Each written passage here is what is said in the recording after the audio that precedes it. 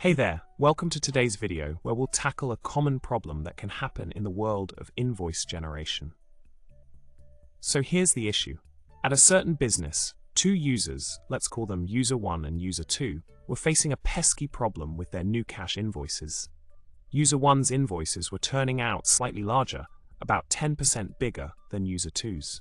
This discrepancy was not sitting well with the boss, who wanted all invoices to have a consistent and professional look.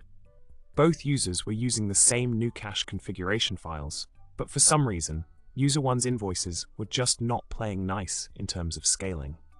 Now, on to the solution that saved the day.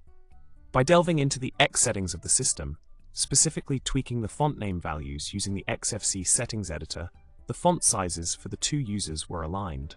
User 1 had a font size of 9, while user 2 had a size of 10, and by adjusting this, the scaling issue was resolved.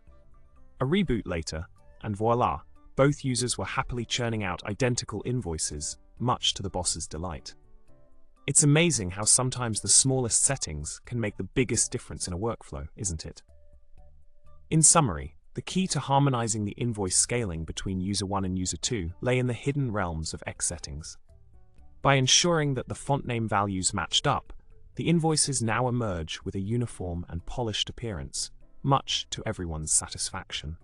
And hey, user 1 learned a valuable lesson about the consequences of fiddling with default settings without realizing the ripple effects it can have. Remember, devil's in the details.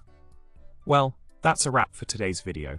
I hope you found the journey from mismatched scaling to uniform invoices as intriguing as I did.